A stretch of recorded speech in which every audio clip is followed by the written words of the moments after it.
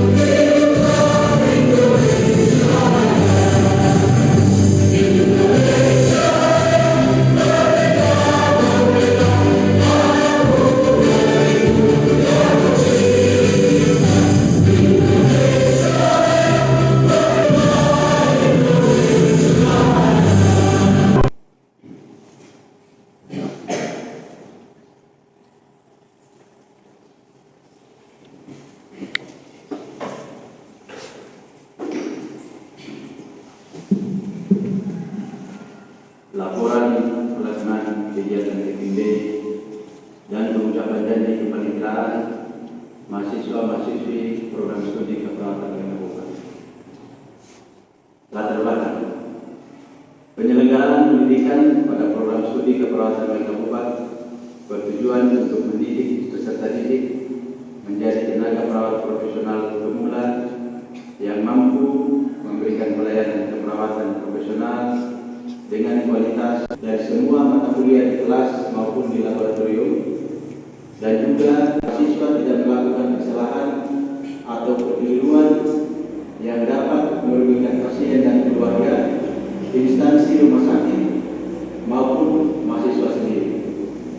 Selain itu, diharapkan agar mahasiswa bisa menjauhkan diri dari segala tindakan yang kurang baik dan bekerja seteliti-telitinya, berusaha sungguh-sungguh untuk meneliti, mempertinggi mutu kerja, dan tidak membuka rahasia-rahasia dari penderita dan keluarga yang diketahui dalam menjalankan kegiatan yang dilaksanakan berupa pemasangan cap dan atribut lainnya, serta pengucapan janji kepanitiaan.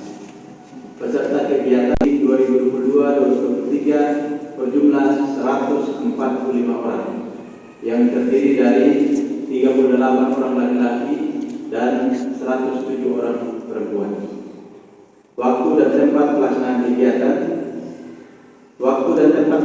kegiatan adalah sebagai berikut. Hari tanggal Kamis 1 Desember tahun 2022 jam 9 sampai selesai. Tempat aula program studi keperawatan kabupaten.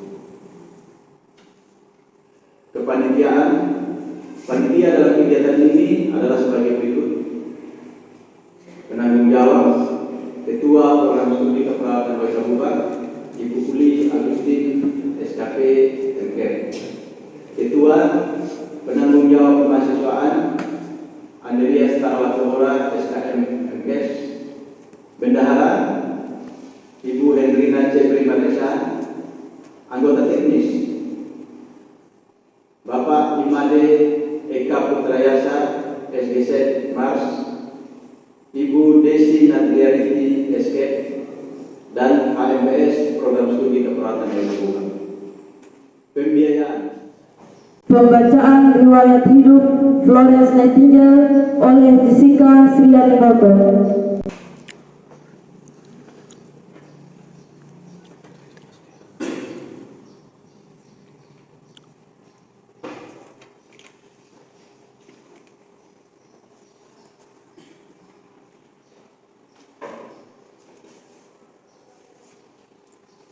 Florence Nightingale lahir di Firenze, Italia tanggal 12 Mei 1820.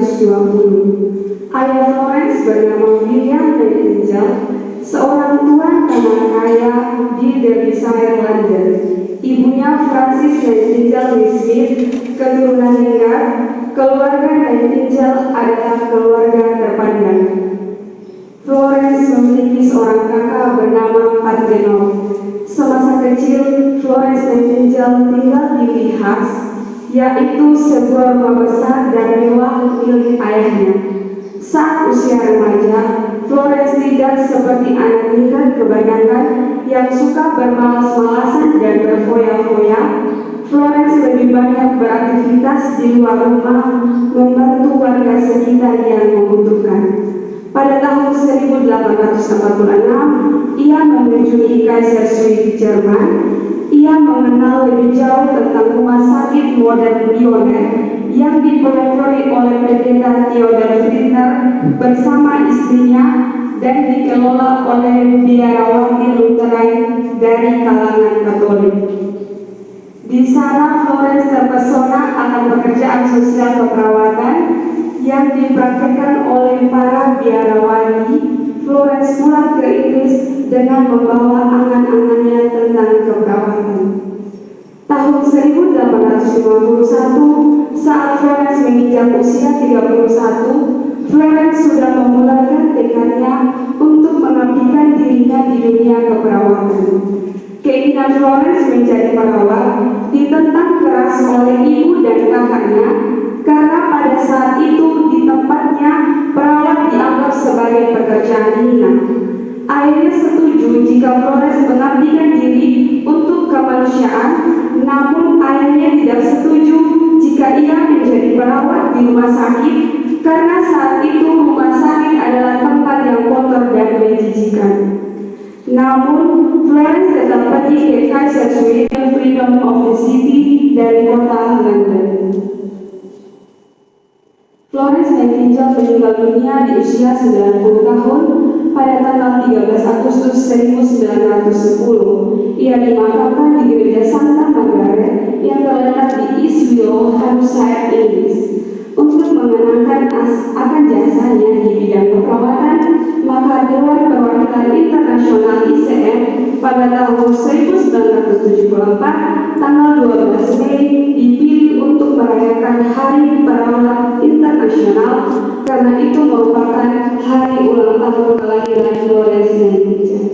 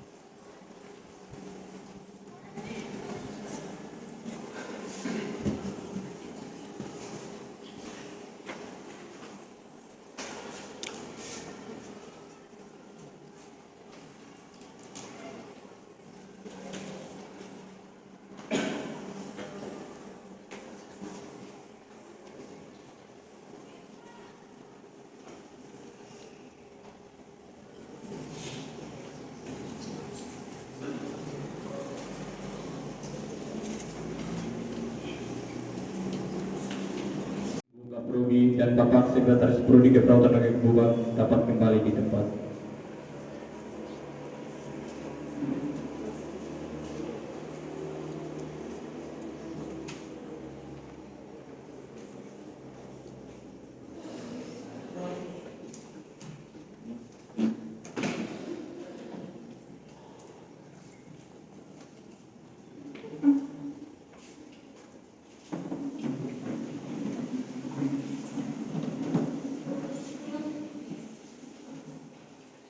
Di kepanitraan oleh Delista Sofia Temaluru yang diikuti oleh seluruh peserta Kepingde.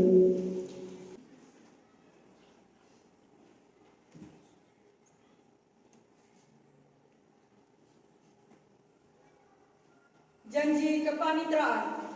Janji kepanitraan. Saya berjanji. Saya berjanji. 1. Memberikan pertolongan secara ikhlas kepada siapapun yang memerlukan, kepada siapapun yang memerlukan, tanpa membedakan suku bangsa, tanpa membedakan suku bangsa, agama dan aliran politik. agama dan aliran politik. 5. 5. Menghormati kehidupan sejak konsepsi, Menghormati kehidupan. 8. Memperlakukan Diperlakukan. 9. 9. Janji ini saya ucapkan dengan penuh kesadaran Janji ini saya ucapkan dengan penuh kesadaran dan kesungguhan hati. dan kesungguhan hati. Semoga Tuhan Yang Maha Esa Semoga Tuhan Yang Maha Esa memberikan kekuatan kepada saya.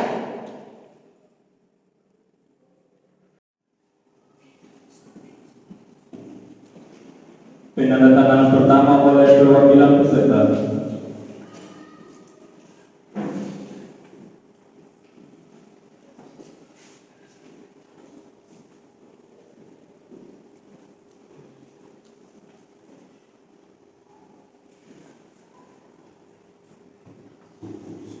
Penandatanganan kedua oleh ketua program studi.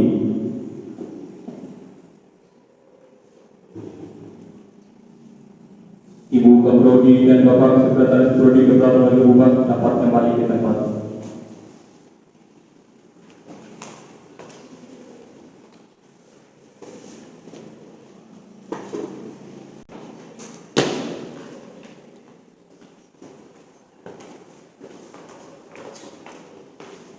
pada Kalian yang saya cintai, yang sedang berbahagia pada hari ini, Shalom untuk kita semua. Assalamualaikum warahmatullahi wabarakatuh. Om Swastiastu. Namo Buddhaya. Salam kebajikan. Salam Pancasila. Salam sehat untuk kita semua. Pertama-tama mari kita menaikkan syukur kita kepada Tuhan karena hari ini kawan kalian untuk praktek. Misalnya kalian nanti akan turun praktek KDM ya, akan turun praktek KDM.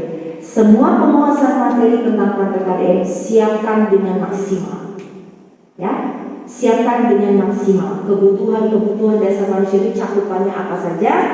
Pelajari lagi dengan maksimal sebelum kalian turun praktek, ya. Jangan nanti kalian ditanya tentang berapa sih kebutuhan cairan untuk manusia normal, kebutuhan cairan untuk dewasa berapa sih kira-kira, hitungannya pakai apa, kalian tidak tahu. Ibu tidak mau seperti itu. Itu hal yang sangat dasar, ya. Jangan sampai ketika kita ditanya itu kita tidak bisa jawab, itu ibu tidak mau. Jadi penguasaan kalian tentang pengetahuan itu penting, itu yang pertama. Ya, kalau kalian mau praktek tentang, misalnya kalian kan diminta untuk mengambil kasus, ya, kasus yang kalian temukan di rumah sakit misalnya gangguan kebutuhan cairan misalnya, ya, gangguan kebutuhan cairan. Kalian harus tahu konsep tentang cairan. Kalian harus tahu konsep tentang cairan dan elektrolit misalnya, ya. Kalau yang masalahnya tidur, kalian harus tahu tentang konsep istirahat dan tidur. Oksigenasi, kalian harus tahu konsep tentang oksigenasi sebelum turun praktek. Bukan waktu di lahan praktek ditanya-tanya sama si I, gelagapan, tidak tahu jawab. Kenapa? Karena tidak mempersiapkan diri. Jadi sebelum turun praktek itu bukan santai, tapi belajar. Itu yang pertama, pengetahuan. Yang kedua adalah keterampilan. Ya, keterampilan. Contoh, misalnya di KDM ini kalian sudah harus semuanya terampil dalam melaksanakan atau mengukur tanda-tanda vital. Artinya, sampai di sana kalian bukan belajar lagi, tapi sudah melakukan atau mengaplikasikan. Kalian mensi sudah bisa, kalian ukur suhu sudah bisa, kalian ukur pernapasan sudah bisa, ukur nadi sudah bisa. Jadi bukan lagi pelatihan lagi, tidak, tapi itu sudah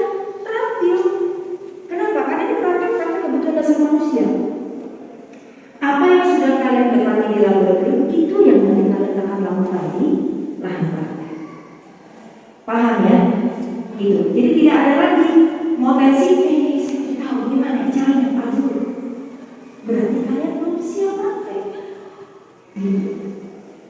Itu contoh ya, contoh.